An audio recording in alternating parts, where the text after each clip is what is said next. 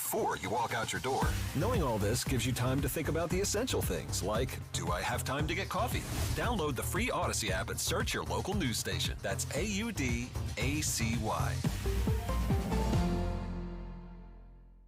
Once upon a time, there was an SUV where everything, for every passenger, feels just right. Not too loud or too quiet. Introducing the all-new 3-row Infiniti QX80 with individual audio zones that isolates phone calls to the driver's seat. Discover every just right feature in the all-new QX80 at InfinityUSA.com. Available feature. Cannot buffer all interior sound. See owner's manual for details. Or by government.com. Did you hear? A recent stash of $10 gold Liberty coins from the 1800s has been found. These gorgeous gold coins are as bright and shiny as the day they were struck in the late 1800s, and less than 50 of these gold coins.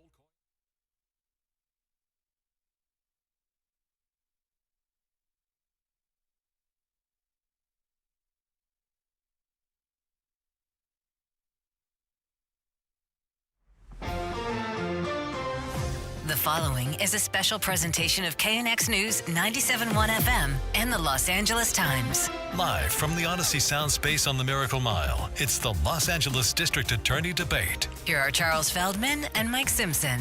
Good afternoon. I'm Mike Simpson, anchor of LA's Morning News. And I'm Charles Feldman, chief correspondent at KNX News. As the ballots arrive at homes all across America's largest county, a new poll out just today from our partners at the Los Angeles Times shows that a quarter of likely voters are still undecided in the critical race for district attorney. So our goal tonight is to help you make an important decision. So please welcome the candidates to the stage, incumbent District Attorney George Gascón and former federal prosecutor and Assistant U.S. Attorney General Nathan Hochman.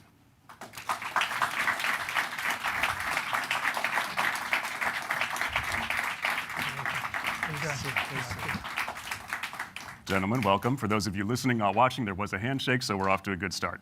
There's going to be another chance for applause at the very end, but we're going to ask our audience to stay silent during the debate, and here is how it's going to work. Charles and I will ask some of the questions, and we'll keep things moving. Other questions are going to come from our panel of journalists. We have James Quealy on the Southern California Justice Beat for the Los Angeles Times, regularly covers criminal courts in the DA's office. Brittany Mejia is a Metro reporter for the Times, covers federal courts. Previously, she wrote narrative pieces with an emphasis on the Latino community and others that make up the diversity of our region. And Emily Valdez, broadcast journalist who spent decades covering criminal justice, now a big part of her work here with us here as a reporter at KNX News. And here are the rules. The topics and questions were chosen by us and have not been shared with the campaigns.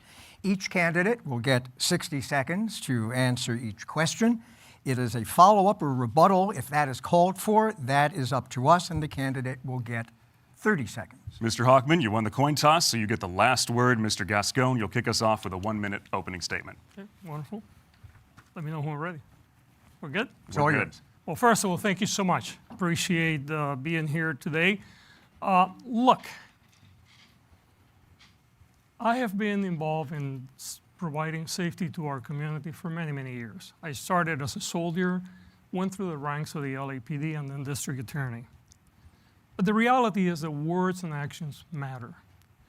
And my opponent continuously talks about the safety of the community, but there's always this undertone about mass incarceration. You know, he talks about how he's going to provide for the safety, but he talks about no flexibility. Everyone is going to face the maximum penalty no matter what. He talks about everyone that gets convicted of a violent crime will do the entire time. Things that either are out of his control or he would be unable to do. But you know, it shows that either he's lying or he doesn't understand the job.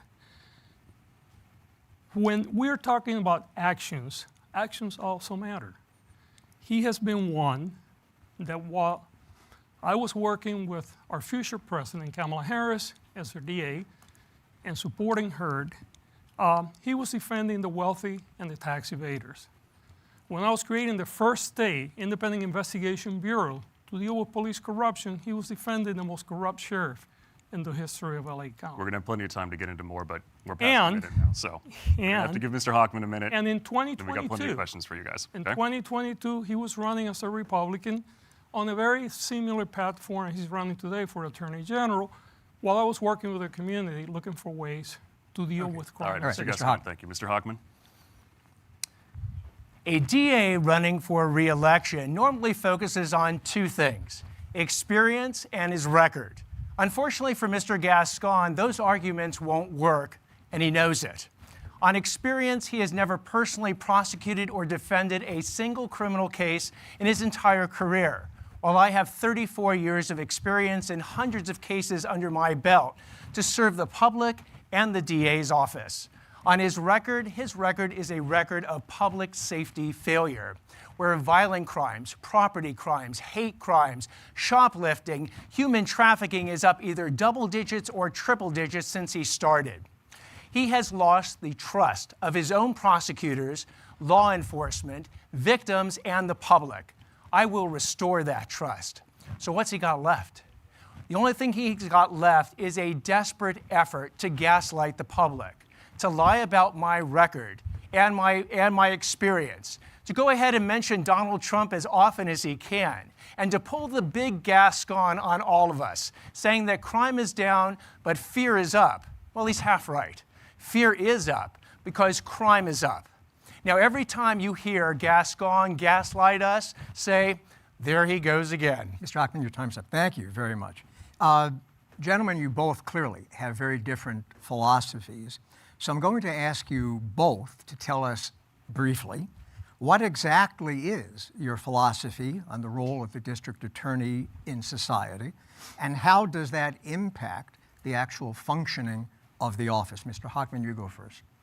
So I believe the district attorney actually serves three roles in the criminal justice system, a before, during, and after role. The before role is you got to get to the kids. The DA's office has to work with law enforcement and has to even bring in prisoners to tell kids what the choices they're going to face that are coming up and what a bad path looks like and the consequences. The during phase is when people enter the system, you have to approach it in a smart, effective, but proportional accountability regime. And the after is you got to actually invest in prisoners. You got to make sure that we don't have prisoners come out and 50% of them will be back in prison committing more crimes after 2 years. You got to go ahead and invest in prisoner programs to make sure that the prisoners don't have this recidivism level. Mr. Gascón. You know, and I'll answer your question in a moment, but it's very interesting that, my opponent talks about Trump, but he continues to use similar tactics as Mr. Trump. He continues to use my name and talk about gaslighting. He talks about the three responsibilities of the district attorney's office, but when you listen to what he says in other places, he talks about exercising the maximum penalty each and every time. He talks about caring about prisoners, but everything that he talks about will not address that. Here's what I believe the role of the district attorney is. Overall, is the safety of our community. But the safety not just for one community, but for every community. Is looking for the best ways to achieve the best path in order to ensure accountability, in order to assure that people are safe in our community, and in order to assure that people, when they come back from prison, they're going to have a place to come that is better than the place in what they went in. 95% of the people that go to prison will be coming out, and unfortunately our system continues to fail them and creates more insecurity for all of us. Mr. Hochman, would you like 30 seconds to rebut? Certainly. There he goes again. You know, again, I have said for over a year what my approach is. I reject the Gascón decarceration extreme pro-criminal policies, but I equally reject the mass incarceration extreme policies. I come down in the middle, and the reason I call it the hard middle is it requires hard work. You got to look at each case individually, the defendant, the defendant's background, the crime committed, the impact on the victim, to determine who the true threat is to our public safety and need to be behind bars, and the ones that aren't. Your first-time nonviolent offender has to serve their debt to society if they violate society's laws, but community service, restitution, pay it back if you stole something, or a diversion program if you have a serious drug addiction will give you a choice. Go to prison or do an 18-month rehab program, and if you finish it, we'll give you a certificate and wipe your record clean of that crime. All right, time is up. That's your 30. We're going to get into some more specifics here, so we've got time for all of this. Mr. Gascón, you came into office with a mandate for progressive reform.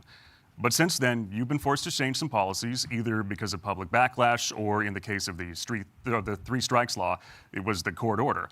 Give me a few things you would do differently going forward, given the realities of the past 4 years. And again, we're looking for specifics here, not the talking points. Of course, and I'd love to answer your question, but again, I guess a question that we should ask ourselves is, my opponent lying today or was he lying before? He talks about opportunities, but when he talked in other places, he talks about seeking the maximum penalty. He seeks sending people to death row. He seeks about putting kids into adult court system. Here's what I am, and I stand on my record. I'm not walking away from where I was in the past. I have been a public servant all my life. I have come into the office with a clear path of reform, but a balanced reform. As we have traveled through the last 4 years, when it has been appropriate, we've made adjustments to the policies and will continue to do so. But interestingly enough, when it comes to prosecuting cases, especially violent crime, we have prosecuted cases the same rates as the office has for the last 10 years. The minute's almost up, so I'm asking for differences in the next 4 years. Have Absolutely. you leaned too far past what some voters at this point actually want? Maybe they wanted something else 4 years ago, but at this point, if you get a second term. Yes, and if I get a second term, my goal is to continue to do the work that we're doing today and continue to adjust as we face different realities. Let's take organized retail theft, for instance. Right? Organized retail theft was a thing, but not the thing that it became in the last 2.5, 3 years. It's become a national problem. It became a problem in our community.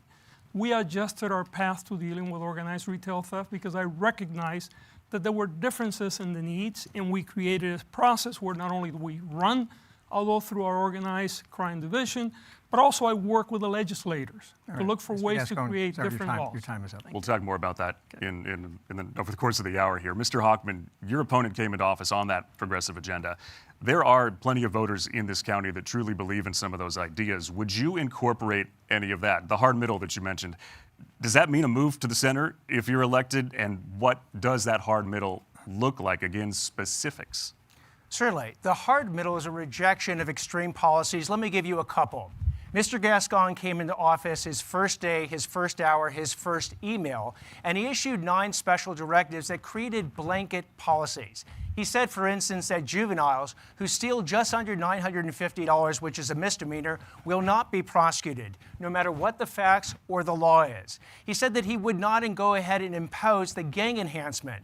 So you can be a violent criminal, engaged in a gang-motivated transaction, a criminal street gang, going after another criminal street gang, and in the last 3.5 years, he hasn't wavered, and he won't waver. He has not imposed that gang enhancement. I would go ahead, the hard middle approach does not go ahead and say we go back to mass incarceration, just the opposite. It says that we look at each case individually and we make the smart, effective, and proportional approach so that the crime is the punishment is proportional for the crime committed. Okay, your time is up. You're listening to the KNX News Los Angeles Times debate on the LA County District Attorney with George Gascón and with Nathan Hochman. Our next question is from James Quirley of the Los Angeles Times. Well, we've already had some jousting about crime statistics, so let's go there. Mr. Hochman, you've noted that California Department of Justice records show violent crime is up about 8% from 2019 to 2023 countywide.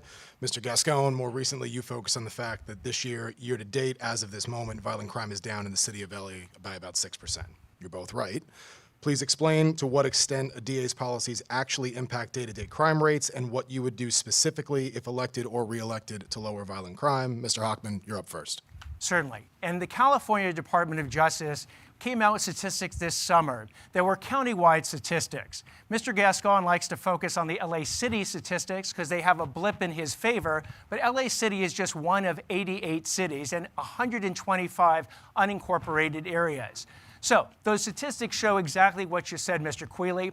It showed that violent crime was up double digits. In fact, it was up every single year he's been in office. Property crimes are through the roof, double digits. Shoplifting is up a whopping 133%, and that's the shoplifting that people still report.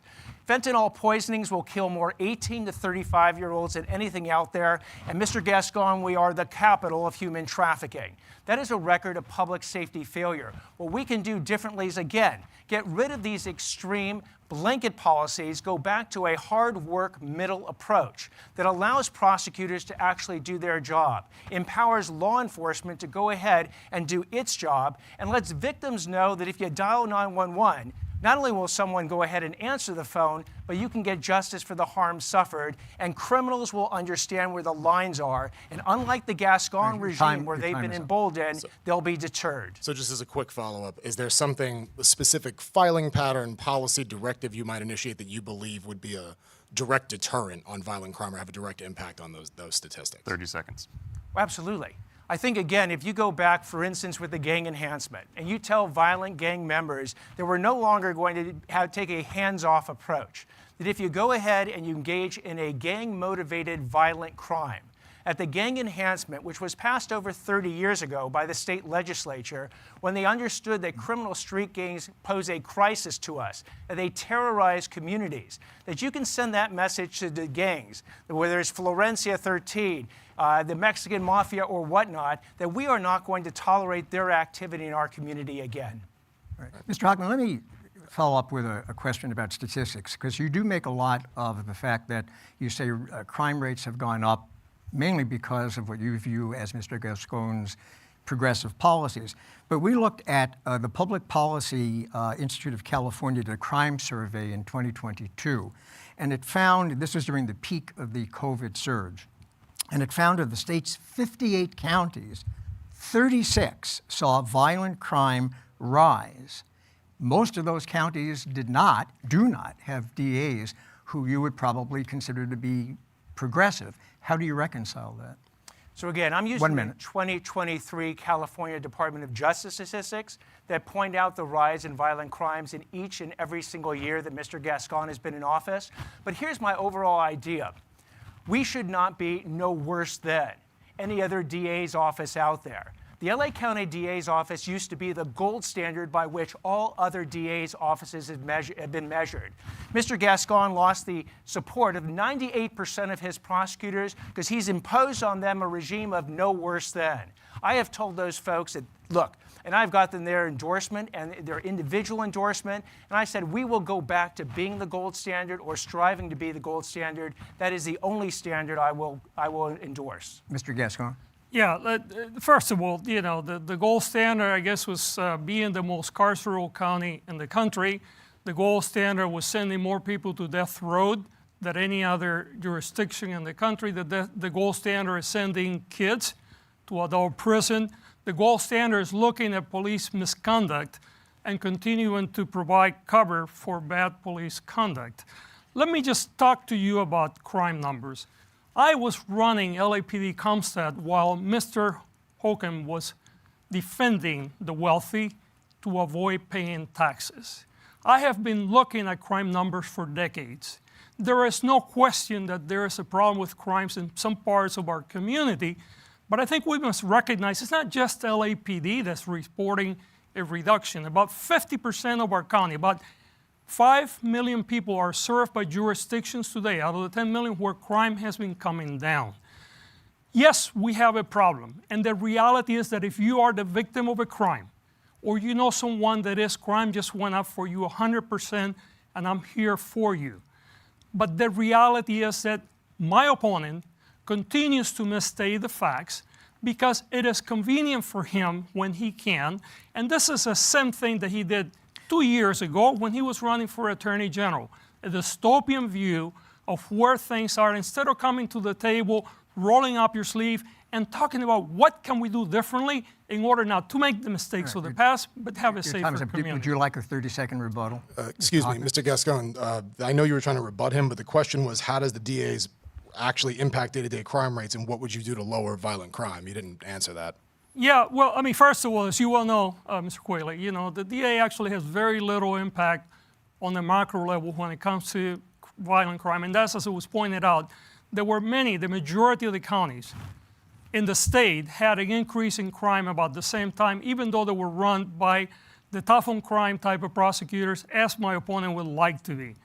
But where the DA does make a difference, the DA makes a difference in setting up the tone, holding individuals accountable when they cause harm, but also using proportionality in the way they do the work to ensure that not only are we dealing with the victim today, but we're also dealing with the victims of tomorrow by avoiding high levels of recidivism we continue to experience when we espouse the policies of mass incarceration that my opponent and his hard middle continues to do. May I respond? Yeah, go ahead. 30 Mr. seconds. Hochman. You know, Mr. Gascón, you should get around this county because I've actually had the chance to now talk to thousands of people over the last year. I've spoken to a single mom trying to raise a teenage son in South LA. And she says to me that her son showed her a video of his friends going into a store stealing stuff and nothing has happened and nothing will happen. She asks me, when did the laws become suggestions? When did the laws become suggestions? And I said, look, the laws have never been suggestions, and if I become DA, we will adopt a proportional policy of accountability so that your son learns the lesson that stealing does have consequences. We've seen the same thing with 7-Eleven owners that I've spoken with that basically say they don't know where to go at this point Mr. because Hochman, the DA's office refuses to bring those type of cases. We want to get to property crime. I get a response because I'm plenty to talk about. Yeah, let's move on to another Yeah, we're going to topic. go to Brittany Mejia now, of the LA Times. Yeah, on the topic of crime, all recent polls show property crime is a huge concern for voters, and the data show it's up 14% in LA County from 2019 through last year. There's clearly a sense that these crimes are not being solved and prosecuted. What are you, as DA, going to do about it? Mr. Gascón? Well, first of all, understanding the role of district attorney, we don't patrol, we do not make arrests. We prosecute when cases are presented to us. And if you look at cases, we're prosecuting cases at around 90% rate when they're presented to us dealing with residential burglaries, dealing with organized retail theft, dealing with many other crimes. The reality is that we have seen increases in some part of our county. Again, I go back to the fact that even, I understand that my opponent talks about the ADA cities, and I understand that, but the reality is that a city like LA, a city like Pasadena, those cities account for about 50% of our population, and their crime is down. But I continue to say, if you have been the victim of a crime, crime went up for you 100%, and my work is to make sure that when police bring somebody for a prosecution, that we would do everything that we can to hold that person accountable. I have a follow-up. So California Department of Justice data show police in LA County made arrests in less than 1% of all property crimes from 2019 to 2023. So how does a DA hold such criminals accountable if the police aren't bringing them in? And if you were to look at this 30 years ago, when it comes to crime, generally the rates of police arrests, especially with property crime, has always been low because it is very difficult for the police to identify, for instance, residential burglars.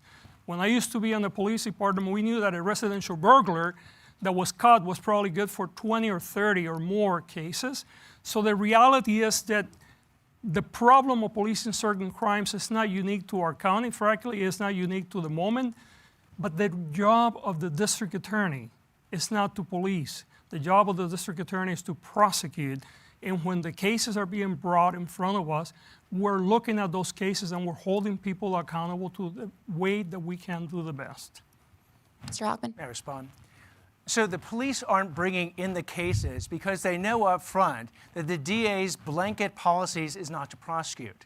So that's when I was speaking about those 7-Eleven owners. They used to report those cases to the police. They had portrait quality video of the person that stole the stuff from their store. But they've been told by the police the DA's office has these policies, and they have actually stopped reporting those type of crimes. So that, in part, is why some of the crime numbers are actually down or underreported. But also, with respect to residential burglary, Mr. Gascón, at the end of August, came out with a new initiative. So I was fascinated to find out what it was. What it was, and he had a press conference about it, is that he announced a hotline number. A hotline number. So I called it. And it said, look, if it's an emergency, dial 911. Otherwise, leave your message at the sound of the tone. That is the level of his creativity, a level of his interest in actually going after residential burglars. We need to send a very strong message of enforcement, accountability, and ultimately deterrence to those residential burglars. And if they're coming, for instance, overseas or from Chile or from Venezuela, we have to work with the federal government. Mr. I have Hochman, led task forces to do that. Mr. Gascón, we'll give you 30 seconds. Yeah, absolutely. I mean, the reality is that, of course, it's not convenient from our opponent, but our filing rate in residential burglary is nearly 90%. People are being held accountable. We do work with the federal authorities to make sure that people that are coming from other nations, that they also have consequences for, reflects the fact that they're coming in just to harm our community. We are aggressively dealing with the cases where they are brought to our attention.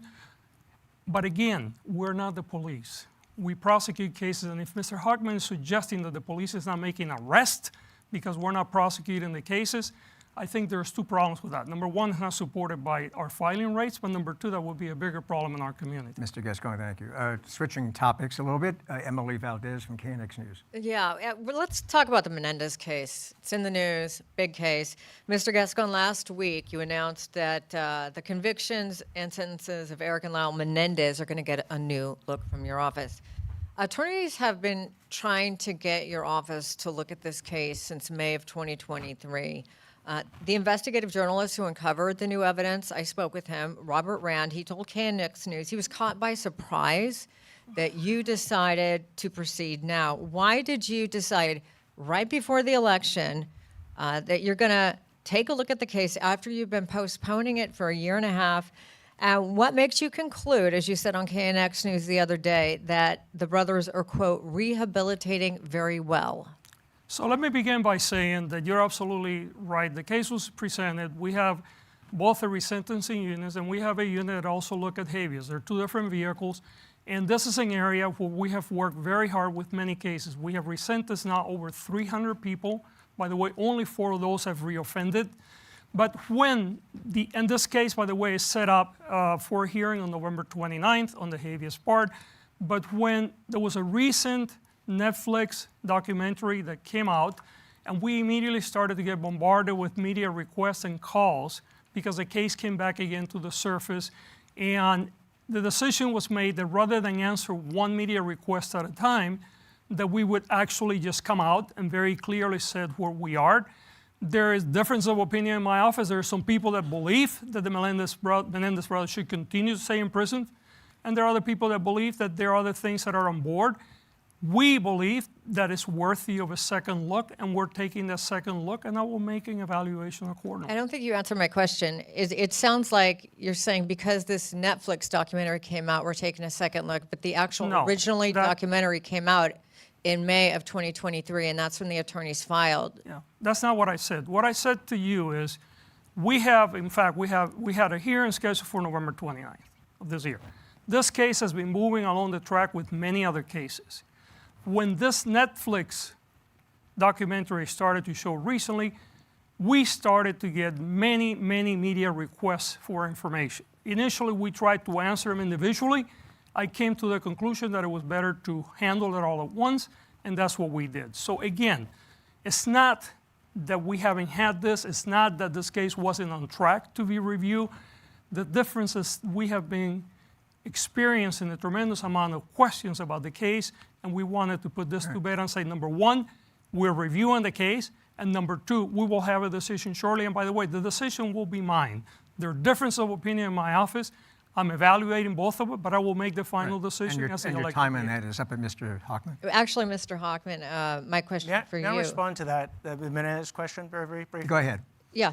Certainly. But I didn't even use his name. The timing is incredibly suspicious.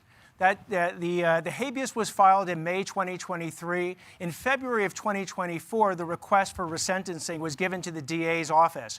But why October 3rd did Mr. Gascón have a press conference to basically announce that he was thinking about the case? Why not back in May of 2023 or February of 2024?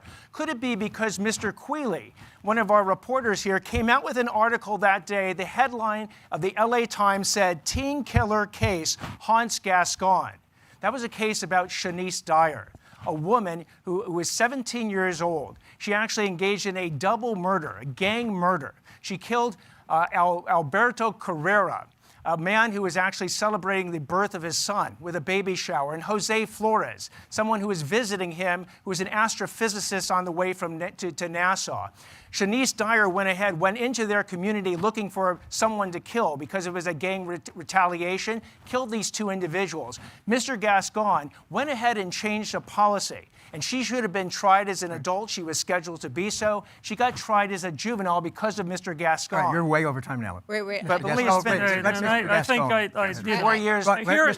Here's where my opponent really shows is either his lack of understanding of process or his willingness to lie. Let me give you a hypothetical because I am not allowed to talk about juvenile cases. There are cases that come to us where we know that there are many reasons to mitigate the case, where human trafficking is involved, where people are being forced and put under duress to do certain things. And as a prosecutor, we are required to look at that as well. If you look at how cases are handled in the office today, actually they're very consistent with state law. There have only been 5 transfers in the last year plus, because the law is different. As a matter of fact, both prosecutors and defense attorneys in this particular case, on the first case around, would say that that case was very unlikely to be transferred. And it is really, really interesting how convenient my opponent talks about a case like this, either knowing or in total ignorance of how the system works. All right, Mr. Gascón, thank you. Mr. Hochman, to Emily's question, to circle back to the Menendez I actually have a case. Menendez question for you too. Thank you. So should the murder convictions of Eric and Lyle Menendez, or the sentencing, should they be reviewed? And how would you approach this type of case where, in 2024, child abuse could be considered a mitigating factor? So obviously I don't have the inside track that Mr. Gascón has about the facts of that case. In fact, I do believe that Mr. Gascón hasn't even bothered to talk to the prosecutors who've been involved with that habeas petition for over a year and a half when he had his press conference conveniently on the same day that Mr. Quealy came out with his article that said teen killer case haunts Gascón. But here's my methodology. I would get deep into the facts. That's the advantage of actually having prosecuted and defended cases, real cases, for 34 years. Mr. Gascón doesn't know what I'm talking about because he's never done that. And so I would talk to all the relevant parties. I would talk to the experts. I would meet with defense counsel and any defense experts that they want me to meet with. Ultimately, I would gather all those facts, gather all the opinions, and make a decision. And you certainly would not have me hold a press conference to tell you I'm just thinking about it. All right, you're listening and watching a KNX News and LA Times LA-DA debate. We have George Gascón and Nathan Hochman with us here, and we're going to James Quealy at the LA Times. So recently, the case of Marcellus Williams roiled the nation after he was put to death in Missouri. Despite there being serious doubts about the validity of his conviction, even the local prosecutor's office sought to stop his execution.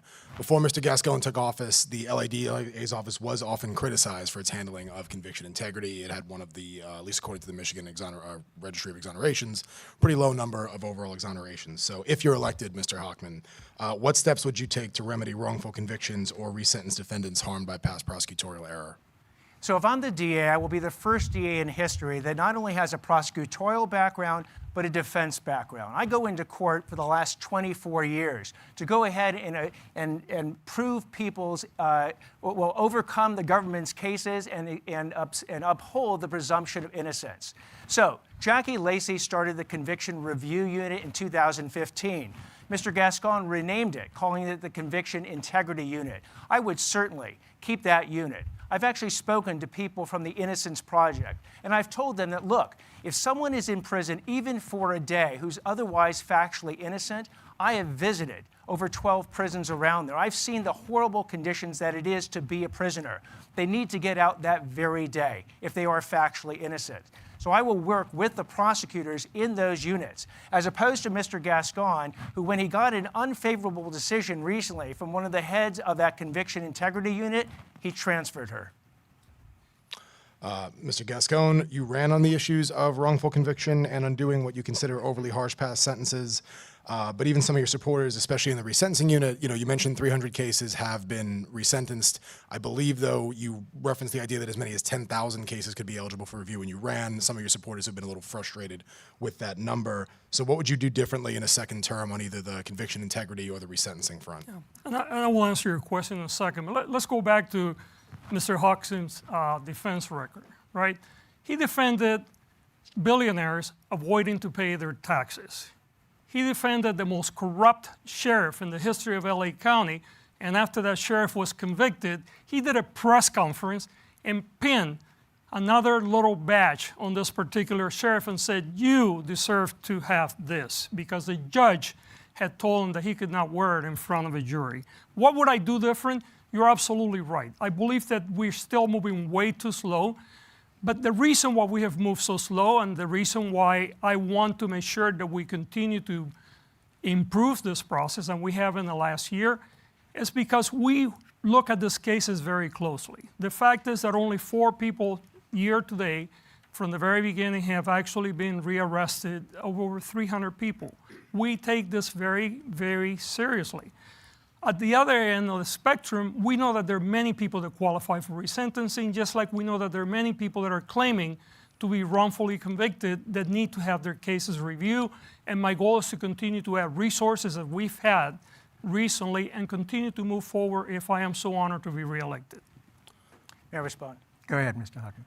Certainly. Mr. Gascón knows nothing about my defense practice. He knows nothing about the pro bono cases that we did for prisoners in the Riverside County Jail who were living in intolerable conditions, Mr. Gascón, and we filed a lawsuit that helped fix those conditions. He doesn't know about my pro bono work for religious institutions, for nonprofit institutions. Now, he could have asked me, he could have done research, but that's what a real lawyer does. Mr. Gascón doesn't understand because he's never actually been in court. He's never argued a motion to a judge. He's never taken a verdict to a jury. So if you actually want to ask me, Mr. Gascón, what my background as a defense attorney is, and the fact that I deeply believe in the presumption of innocence and that the government needs to prove its case well beyond a reasonable doubt, those are principles I assume that you embrace. But I've embraced them on both sides of the aisle. We have a very quick follow-up in this area. Since I referenced the death penalty, you both have very different positions on this, so I think it's just going to be 30 seconds for each of you. Mr. Hochman first. Just quickly explain the purpose of pursuing death sentences in a state where there's a moratorium on executions. Yes, so right now, and you're right, this is a topic in which it brings out passionate interest on both sides. But when I take the oath as DA, I'm going to swear to uphold all the laws of the state of California. And right now, the death penalty has been on the ballot twice in the last 15 years, and it's been rejected, kept by the voters of the state of California. So in the very rare cases in which it applies, for instance, you have a cold-blooded assassination of a police officer. You have the Sandy Hook situation of 22 kindergartners being killed. The Las Vegas situation of 56 people being sniped and gunned down. Or you have a bomb in SoFi Stadium killing thousands. In those rare situations, the death penalty, according to the law, must be considered. But then it gets put through the most strenuous review in the DA's office. It goes to the highest levels of approval in the DA's office. Then it goes to a judge. Then it goes to a jury. Then it goes back to a judge. Then it goes to the California appellate system. It goes to the federal appellate system, eventually back to the California appellate system, to the governor himself. In those rare cases, if I'm the DA, I will uphold the law. If Mr. Gascón wants to not follow the law, he should run for the state legislature or for Congress. But as long as I'm the DA and following the law is what my oath is, I will follow the law. All right, and Mr. Gascón, just explain your position. Yeah, first of all, the problem is that it's precisely those very rare cases where there is a lot of political pressure for the police to make an arrest and for the prosecutor to get a conviction that wrongful convictions occurred. I don't know about you, but for me, one innocent person being executed is one too many. This particular office has been known to prosecute people that have been later found to be innocent, including seeking the death penalty, as they did in the case of Maurice Hastings, who was accused of murder and rape. Thankfully, the jury did not grant the death penalty. He spent 38 years in prison before we found out that he was an innocent person, and not only that, but the person that committed the murder and rape went out to rape another woman and wound up in prison and eventually perished. The reality is that the death penalty has no place in modern society. The likelihood of mistake is real. We have seen it in our own office. There are many cases around the nation, and I am unwilling to do something that may cause the execution of an innocent person, and we have seen that coming very close in LA County. All right, Mr. Gascón, thank you. We're going to bring in a question from a KNX News listener now, Oscar Garcia. He's lived in the city of LA since 1990, points to something that we hear a lot. People are fearful, and they need some reassurance that something's going to change. So he's asking, what is your response to families who no longer feel safe in LA County and are really looking into moving elsewhere, possibly out of state because of all the crime we hear about? And what would you do to convince them that they will be safer in the next 4 years? Mr. Hochman, you first. You know, Mr. Gascón would say crime is down, so fear is up. So, Mr. Garcia, I guess it's your imagination that you're feeling any unsafeness in your community. But that's not true.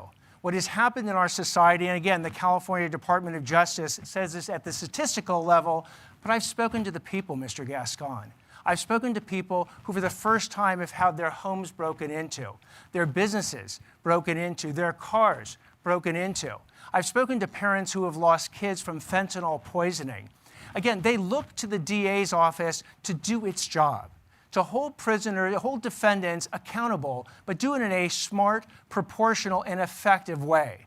So I would say to Mr. Garcia, 4 more years of Gascón, you might join everybody else. Get your bags packed and go join the people who have left Los Angeles if you care about your safety. But if you do care about your safety, this November 5th election allows you to go ahead and do something about it. Vote in a new district attorney myself. Mr. Gascón? First of all, Mr. Garcia, I am very sorry that you are feeling the way that you are. And by the way, you're not alone. There are many people in our community that are fearful. There are many people that have been victims of crime, not only recently, but they have in the past as well. And part of my job is to be out there, as I do every day, and do everything that I can, not only to address the fears that you have, but address also crime problems. The reality is that we as a society need to continue to look for solutions because the problem of crime is not unique to LA County.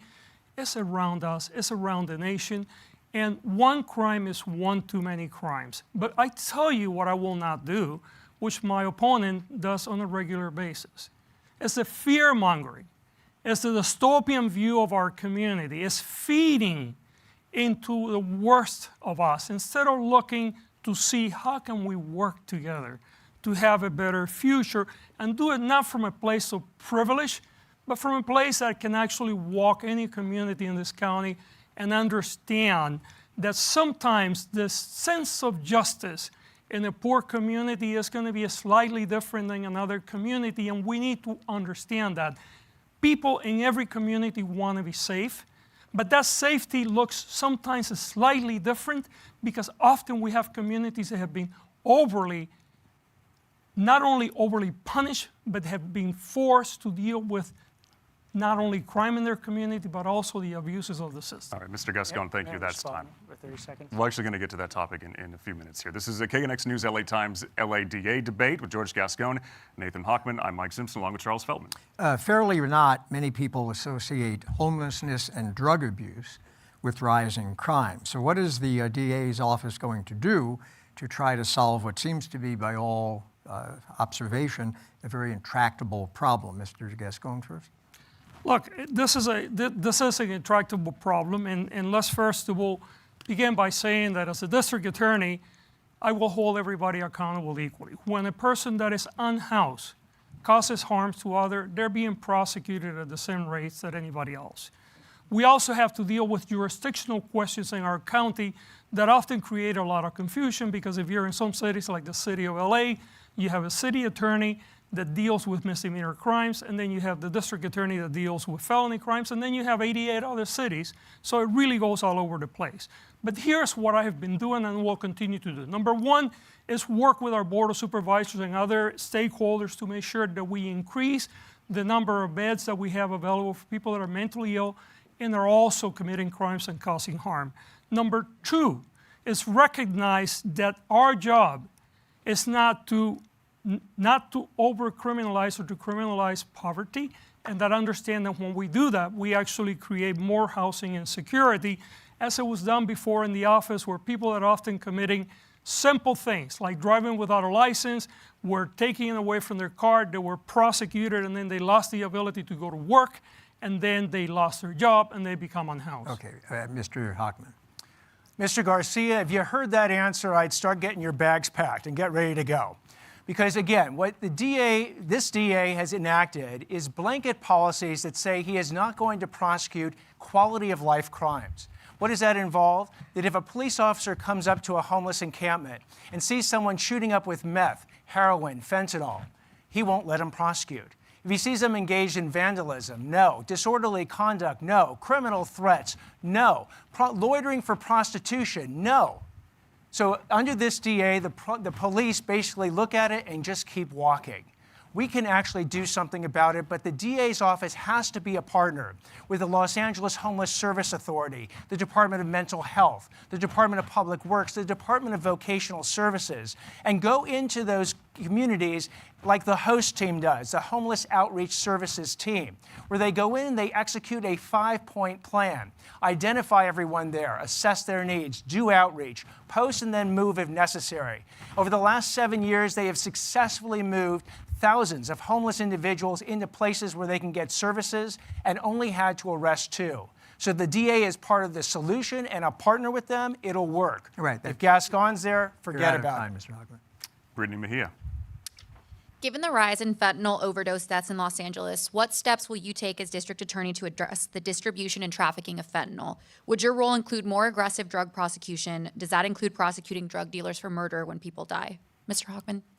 Yes, so about 3 years ago, I met a couple, Sam Chapman and Laura Berman, who sadly had lost their 16-year-old son, Sammy, to a fentanyl poisoning. He basically ordered an Oxycontin tablet through Snapchat. A drug dealer came over. He took the pill, did not know it had a lethal dose of fentanyl in it, and died. I went ahead and found out that the state legislature wouldn't pass a law, Alexandra's law, that was going to tell first-time fentanyl dealers that if you do that crime again and someone dies, you could be charged with murder. I then wrote a letter to Mr. Gascón and 57 other district attorneys saying, go ahead, as a private citizen, I said, you need to implement this law, to send this message to make sure first-time fentanyl dealers do not become second-time fentanyl dealers. I'm here to say 12 district attorneys across this state went ahead and implemented Alexandra's law in plea agreements, but Mr. Gascón sits silently on the sidelines. I believe we need not only an enforcement effort, but a massive education effort that goes into the 5th grade, the middle school, the high school, and tells these kids that fentanyl is not about getting high, it's about dying. Mr. Gascón? Well, you know, I'm glad that my opponent recognized that public education is an important piece of this. You know, so here's what I did. You know, rather than having a concept of a plan, this is a plan that we implemented. We put together a task force and we brought together police, we brought in public health, we brought in education, and we brought in families of victims of fentanyl.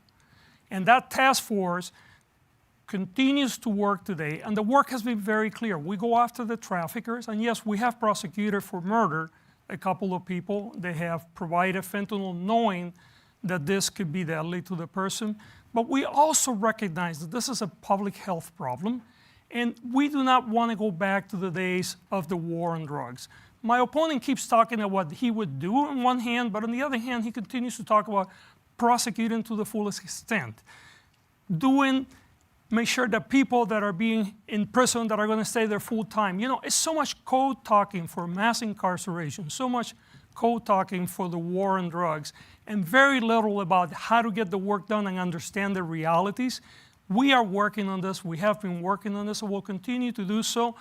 Most of what my opponent is talking about is either fictional in terms of what he will do because he has no control, or some things that are outside his purview. He forgets to tell you that when we're talking about the homeless, for instance, that LA City Attorney is the one working with housing advocates in the city Mr. Gascón, of LA. your time is up, and we're going to change topics. James Quayle, the Los Angeles Times. Sure. I'd like to turn to the issue of police misconduct and excessive force. Mr. Gascón, you ran on this issue, were largely elected on this issue, and the DA's office has certainly become more aggressive in filing charges against police officers since you took office, but the courtroom results have been mixed. You've lost a number of cases. There have been very lenient plea deals secured in others.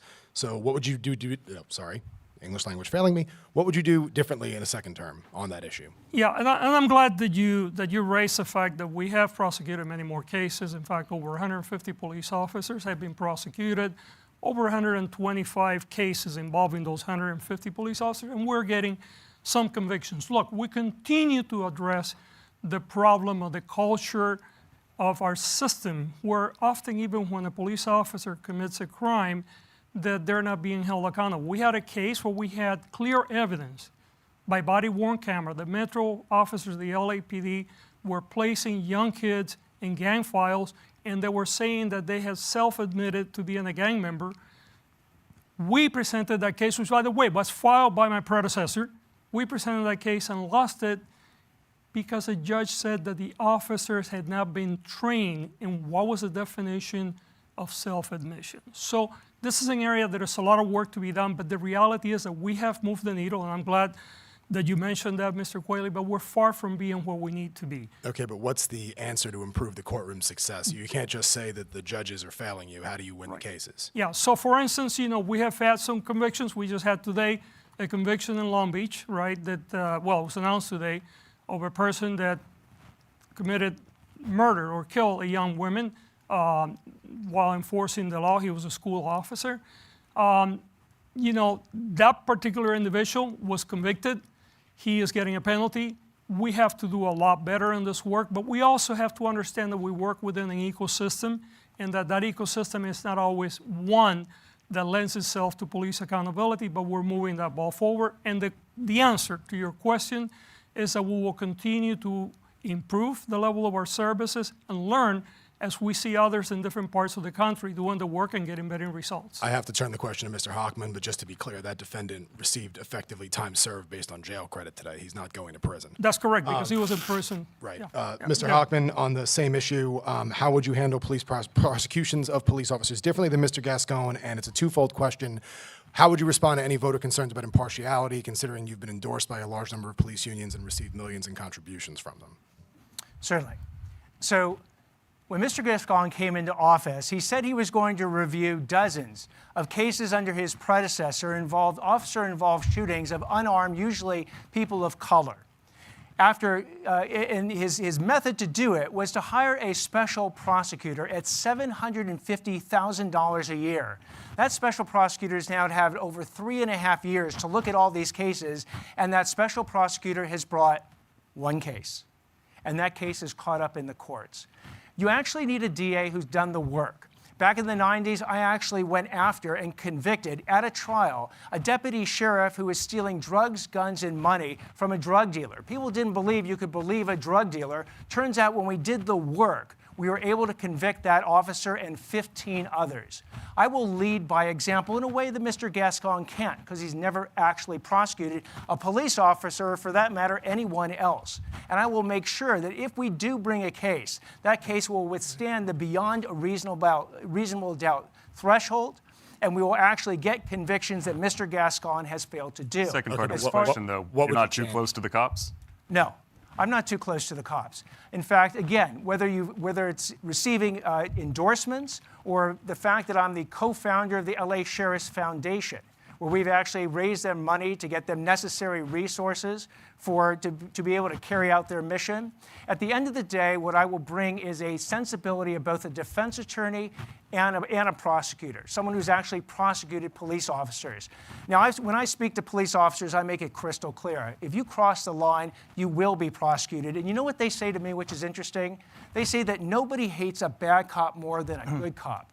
And I believe that, because the bad cops ruin the reputation for the overwhelming numbers of police officers who, when the bullets are flying in that building, they're running into the building to keep us safe, and those officers deserve our respect, our admiration, and if I'm the DA, unlike Gascón, our partnership. Your time is up. A quick question for you, Mr. Gascón, because Mr. Hochman makes a lot of the fact that you don't have courtroom experience.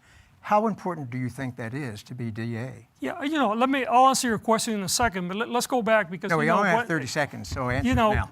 But my father used to say, follow the money, right? I'm going to leave it at that. Mr. Hawkins continued to take police money, and I think that is a problem, right? The issue of courtroom experience, which I hear over and over again, the reality is that often what Mr. Hochman forgets, or maybe he doesn't know because he's never run an organization of this size or run a local prosecutor's offices, that the DA is not in the courtroom trying cases in LA County. The DA is setting up policy. The DA has other people that continue to implement that policy, and then you have the people that are doing the work day in and day out. If Mr. Hochman plans to be in the courtroom, then he clearly would not be doing the work. We want to talk a little bit more about the office, actually. This is the LA Times and KNX News LA DA debate with George Gascón and Nathan Hochman, and now over to our Emily Valdez here at KNX. Yeah, let's talk about the office. Morale in the office, it's important for any organization. We all know happy workers do better work. Mr. Gascón, many prosecutors working under you are extremely frustrated. You have been sued by 20 employees. There was a unanimous vote of no confidence by the union that represents career prosecutors. If you are reelected, what do you do to turn this around?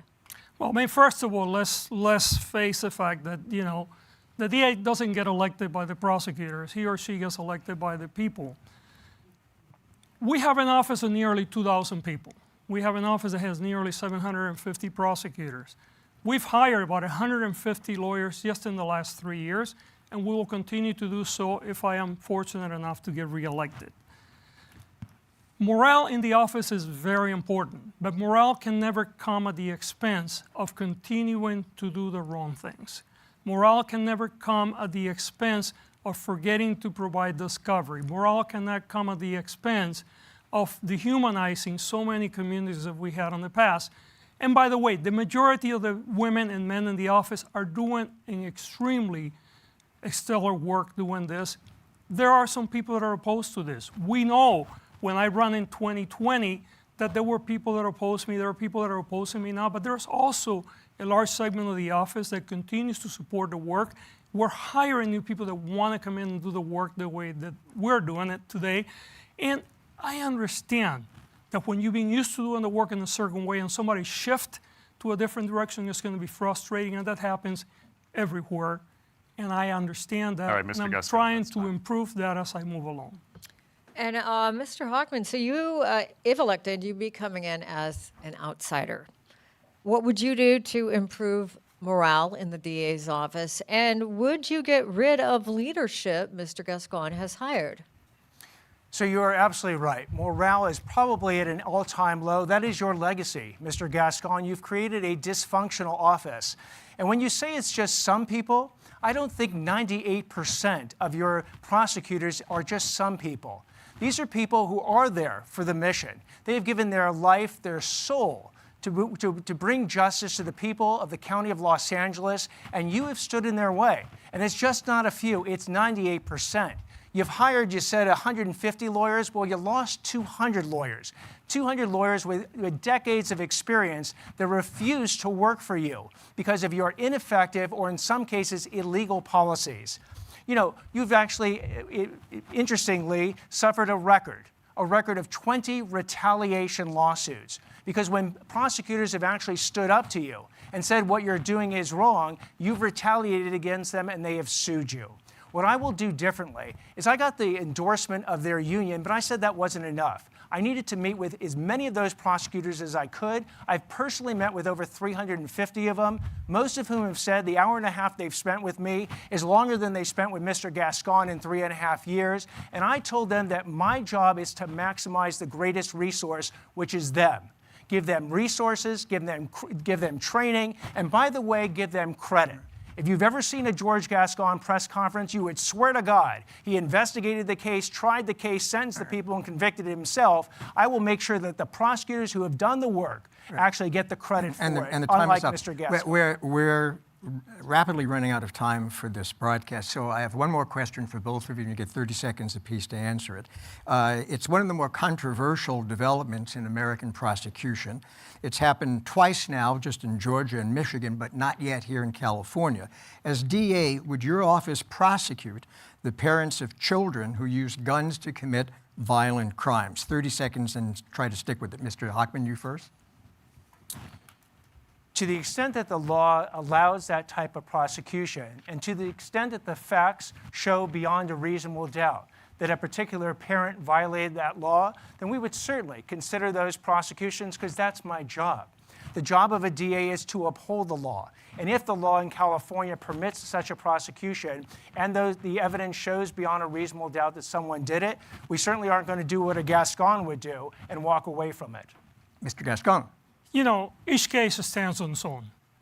I believe that if we can show that there was a violation of the law that was the cause of the death of many kids, or any kid, or the use of a gun, that case certainly we will entertain the prosecution of the case again. It's all about the facts, it's about the law, but the answer to your question is, if it is appropriate, the answer will be yes. All right, that's an hour, and it flew by. So let's go to the closing statements now. Mr. Gascón, you are first. You know, this is really a place of where there are clear options here. And words and actions matter.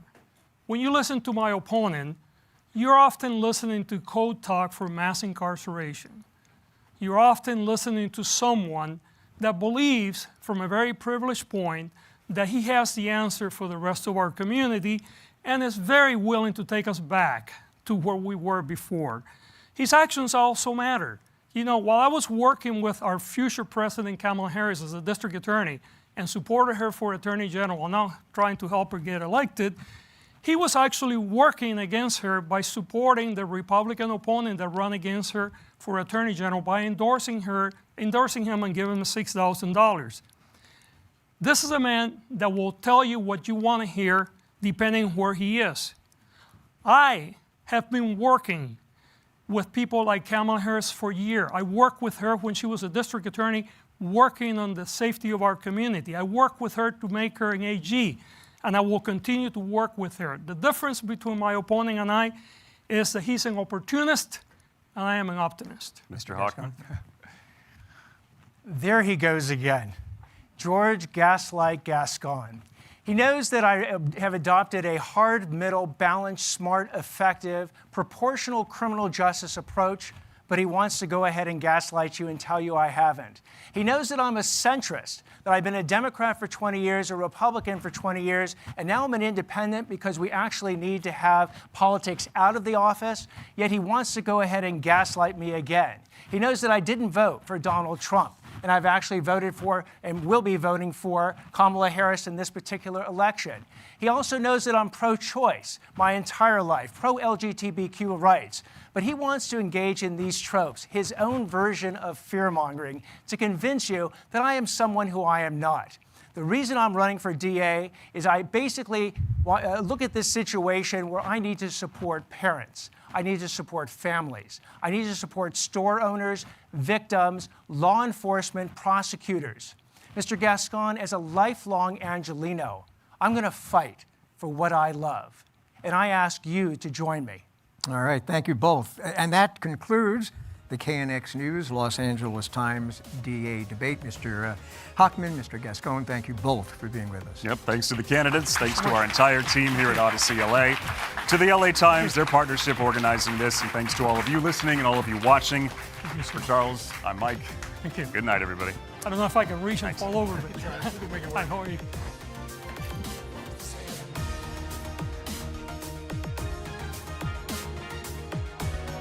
This has been a special presentation of KNX News, 97.1 FM, and the Los Angeles Times. Watch and listen on demand at knxnews.com, latimes.com, or the free Odyssey app.